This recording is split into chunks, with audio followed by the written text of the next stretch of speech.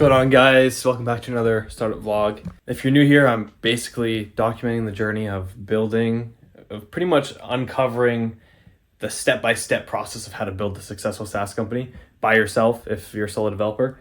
So I don't think really any successful founders have really documented like every single step, but the goal is to create, even if it's my own version, just kind of document the path that I took. And if you guys get inspired by that, then that's a huge plus as well, but also just to see exactly like the ins and outs of what I do on a weekly basis.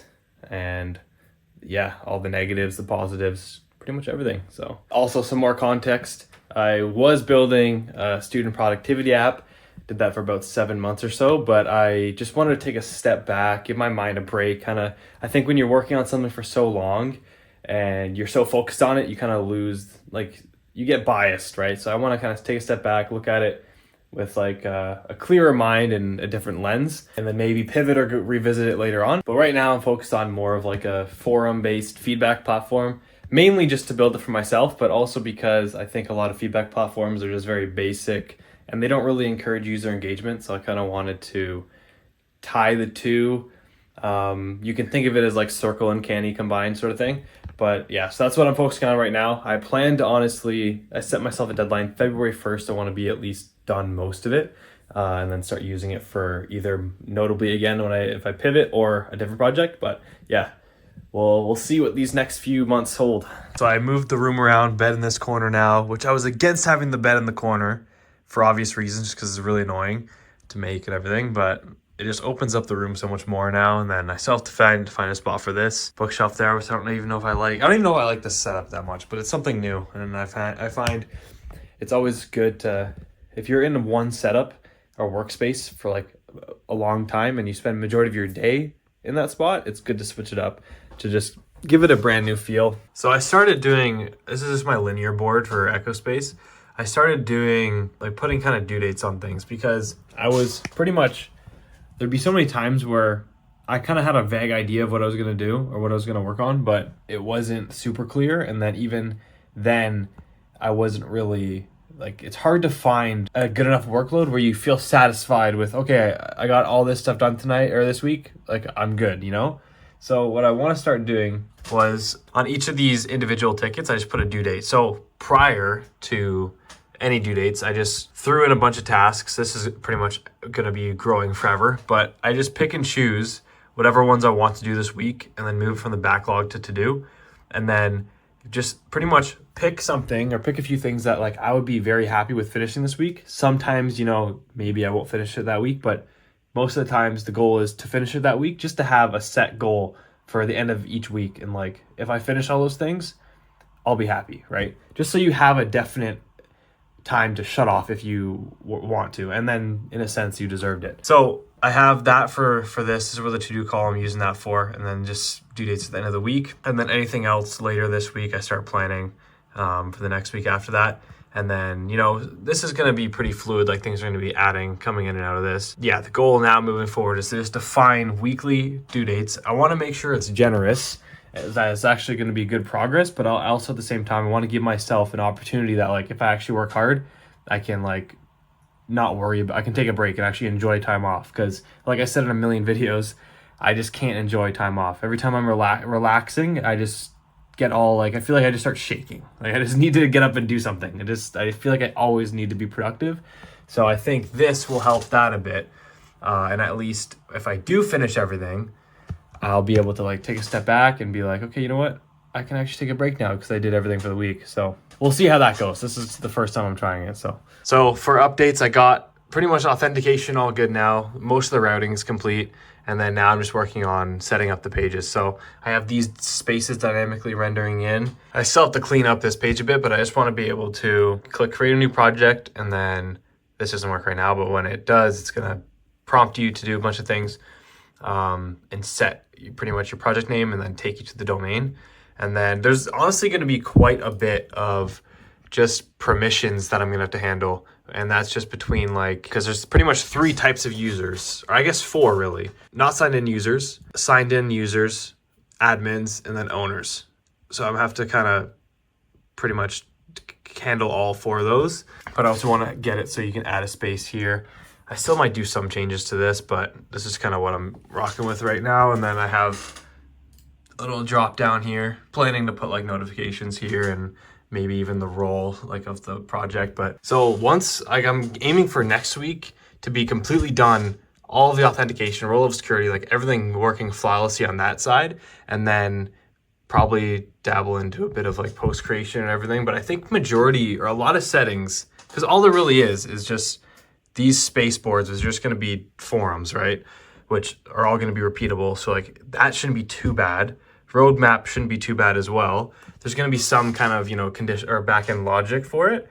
But I feel like the biggest part of this, or one of the biggest parts of this, is going to be the settings and making sure that, you can control the board properly. You can set settings, whether that's inviting or restricting certain board or spaces to certain people, and then even inviting like your own team members. Like there's so many settings that you'll probably need that will take up honestly a lot of the portion of the project. So honestly, as far as features go, it's pretty easy to implement.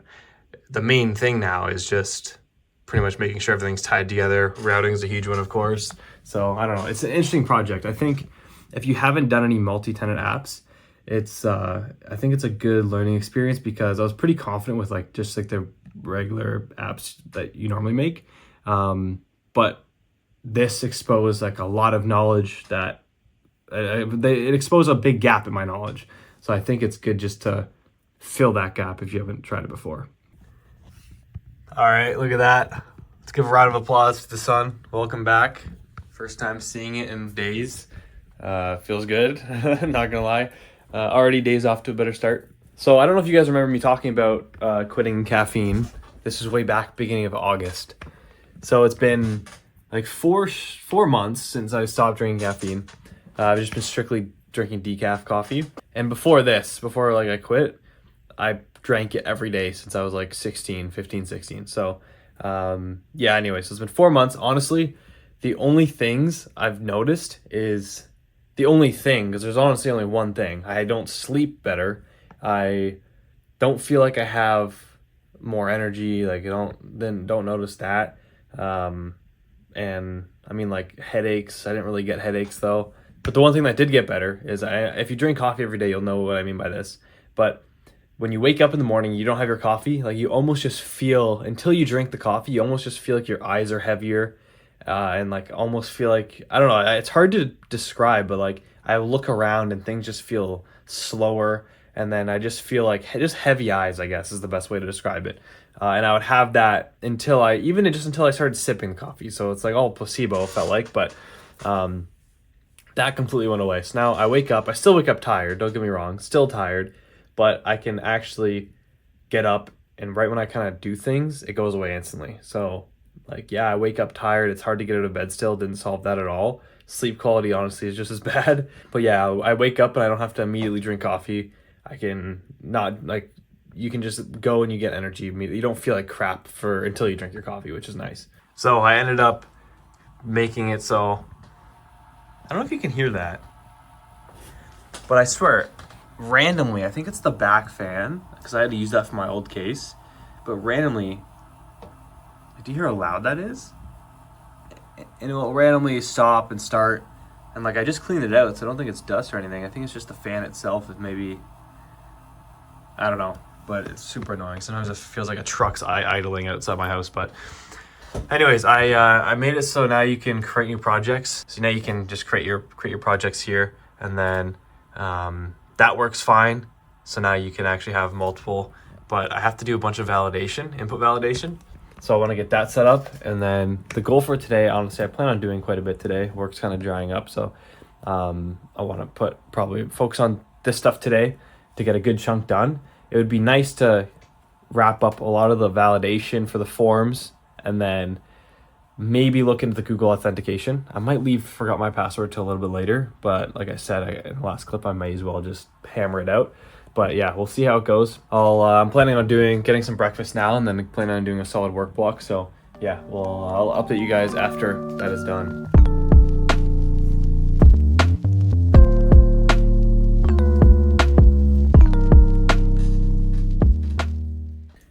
All right, so I like to be honest on these things. A lot of the time, I know things might be repeating themselves, and I so badly don't want to talk about the same things, even if it comes off negative or anything. But at the same time, I want to do my best to keep this as authentic as possible. And the reality is, whatever's on my mind, I want to talk about it, right?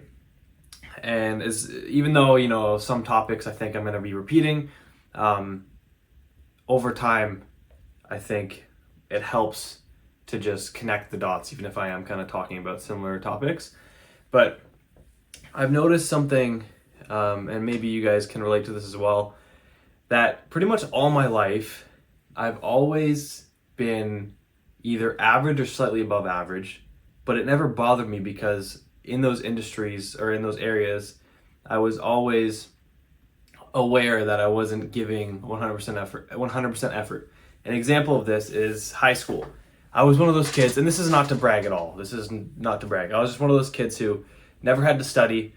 If I studied, it'd be very minimal studying, but I would just be able to get like A's, no problem. Keep in mind, that's just high school. Not university was a completely different story, but I knew I didn't have to try to get good results. But I also didn't really care about the results because in high school I didn't care about my grades. Honestly, even in university I didn't really care about my grades. But in the back of my mind, I knew that I didn't I could have tried harder, but I didn't really want to, And it just I wasn't the best of the best in the class, but I knew, okay, wow, I can actually do pretty decent, above average, when I'm not even trying that hard.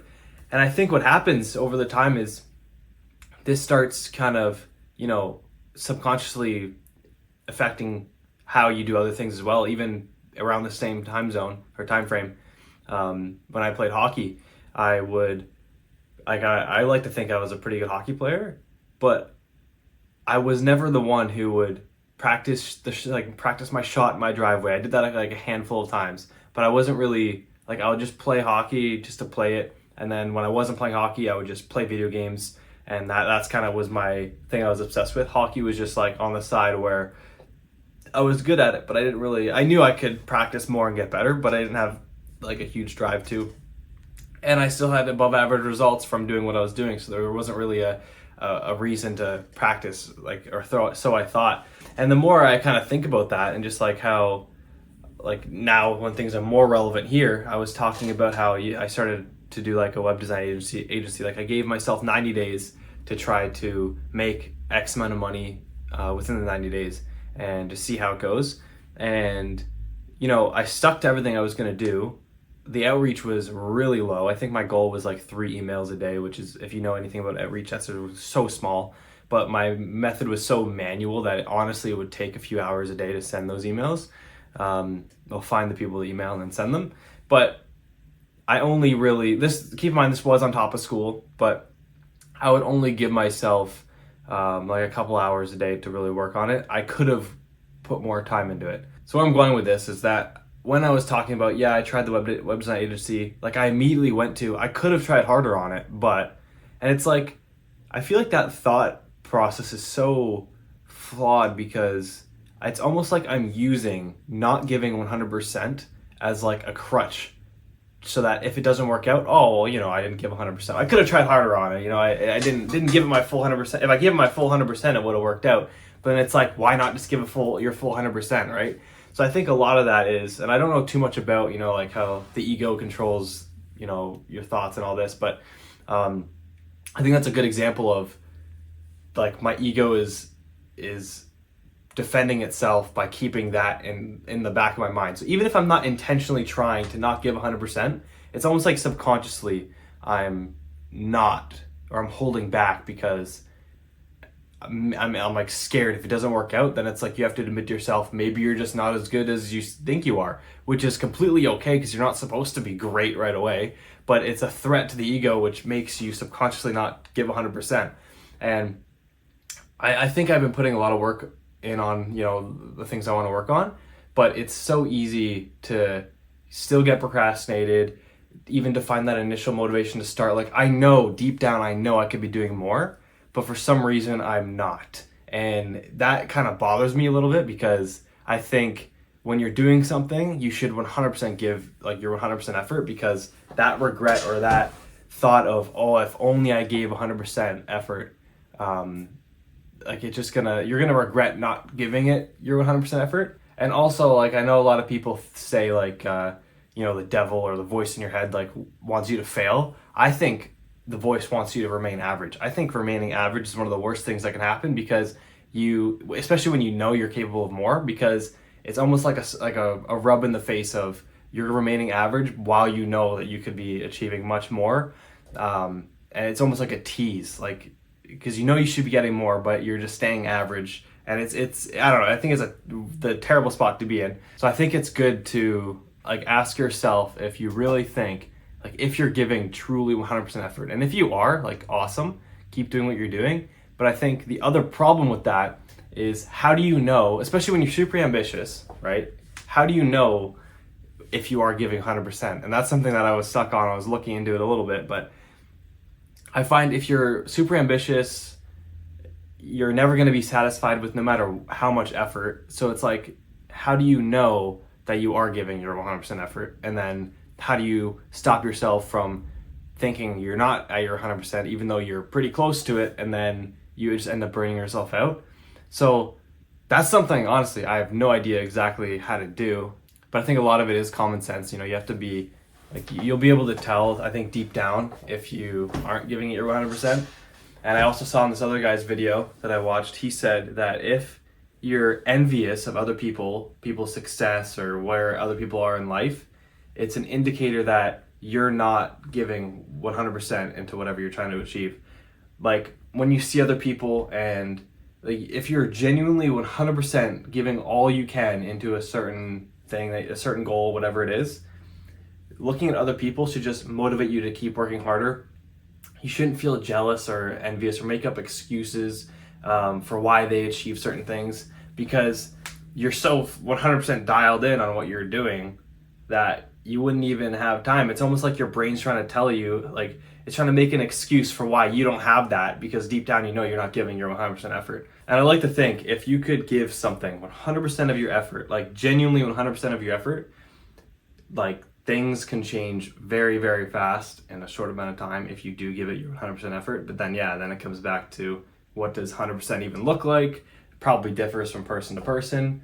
Maybe it's not all that serious. But what I'm starting to believe too is a lot of hesitancy, especially with SaaS. There's a lot of hesitancy to maybe give your 100% for like the reason I mentioned before, or maybe it's just a lot of self-confidence that you still need to develop. And I think that's one of the hardest things, is to have that, and I've talked about this before, but to have that conviction and self-confidence that is just, you don't even doubt it for a second. Like, if you have your mind on something, like, you're so confident you are going to make it work, that there's not even, like, you don't even consider the downside, right?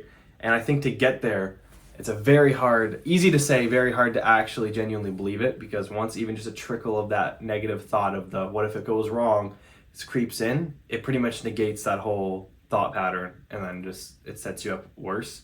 So it's very important to have extreme self-confidence. I think something that helps with this is, because usually, you're waiting for success, or you're waiting for some results, and then, you get the confidence, and then that drives action, then you wait for the more results, and it just kind of feeds into each other. I think what really helps is understanding that in most cases, the worst case scenario, if it doesn't work out, really isn't that bad. Like, for some reason, our brains perceive the worst case scenario as something terrible, but in reality, if you really think about what would happen if whatever you're trying to do doesn't work out, what would happen, it's really not that bad. You're either going to be in the exact same position you are now, or you're going to have to make some sacrifices if you have parents to rely on. Like, you're going to be able to figure it out, and it's not going to be the end of the world. So I think that's something that's pretty crucial to think about, at least to put it in your perspective. That, like, I don't like thinking about the possibility of it not working too much, but it's good to at least see the worst case as for what it really is, which really isn't that bad. And this is going to sound repetitive to what I've talked about in the past, but I think what I also want to focus on is genuinely trying to, when you're not seeing immediate results, it feels like you're on the wrong path, and it feels like you're making no progress, right? And that's where like that extreme self-belief has to come in, because you have to be willing to just like grind until the results start showing, but they're not going to be showing for a very long time. And that's what's really hard, to keep pushing through that time where you're not seeing any of the results. I almost want to start shifting my mindset in order from, because I'm putting the results as a tangible like money value, right? Which is a terrible way to look at it. It should be about all of like the value you're getting now. Yes, it might not be money right away. It might not be, you know, what you desire, but it should be things that, you know, all the stuff you're learning now is priceless stuff that you don't even really know you're learning it, but you are. And looking back, you'll probably be able to realize that each one of these steps were very crucial, even though you didn't think that in the moment. But yeah, everything you learn, from like the technical side to even like if it's just business related stuff, that's all going to help you later on. Like it's pretty much, you're getting shaped, like in that grind state, you're getting shaped to become that person that has what you desire in the end result, right? And it's without, if you didn't have this process, this middle area, for one, the end result wouldn't be nearly as fulfilling, and you probably wouldn't be able to make it last. Like if you didn't have this middle area with the grind of shaping your identity, when you get that end result just handed to you, you're not going to be prepared to handle it, and it won't feel fulfilling at all. Like this middle part is what makes the end worth it, right? And that's why I know I repeat this so much, but it's almost like I'm trying to hammer it into my brain as well. Like enjoying this middle part, focusing on this middle part is the most important thing that you can do, and almost completely disregard like the end result, because this is what really matters in this middle part. But it sucks because it's this part where you feel like you're making no progress. You feel like arguably you just like self-confidence is low, like you feel like you're just stuck, but in reality this is exactly where you're supposed to be, in this kind of gray area right now, to then get to wherever you want to go. So it's one thing to say it, and it's a whole other thing to actually practice that and believe it genuinely. But it's it's something that I think takes a lot of work, but over time I think things will start revealing itself and it'll start making more sense. But yeah, anyways, that's the rant for this video. All right, I finished up the project, or the input validation for creating projects, and then now just got the form set up for creating new spaces. So it just has the name, URL, the option to pin it, and then route all the posts to the roadmap, because this is something I was actually planning out. I think it makes the most sense to, let's say you have like a feature request or like a bug space. Like the whole purpose of this is to streamline everything to the roadmap, so that if things don't get lost and you're not manually adding. So I think it makes sense to be able to have the option of, let's say this was bugs, and then you toggle this, and then every single post that goes on this page is going to get routed to the roadmap. And then, so there'll be spaces where they'll be automatically routed to the roadmap. But then say if there's like a post in general has this toggled off, you can tag it as roadmap and keep it in general, but it'll still show up on the roadmap. That way you don't really, let's say if it's a random discussion and something turns into something that's like a bug or a support request or something, you can move it to the roadmap if you want, just from tagging it. And if things get lost in conversations, you can easily just tag it, add it to the roadmap, and things will all show up in the roadmap itself. So I got all the front end working. It's my first time using Zod actually for it. So, and React Hook Form. So got it set up with that. It's honestly, I was a big hater because the syntax kind of sucks. Or at least it's just different, like super nested. But honestly, it just sped it up so much once I figured out how to do it. So definitely gonna probably have to change up some other forms to use it, just to make my life so much easier. But yeah, so the validation's already handled from Zod's end. But now I just need to make sure, pretty much write a query to handle this submission. And then once that's done, then the spaces will be done. So yeah, anyways, that is it for this video. So as always, thank you guys for watching, and I'll see you guys next week.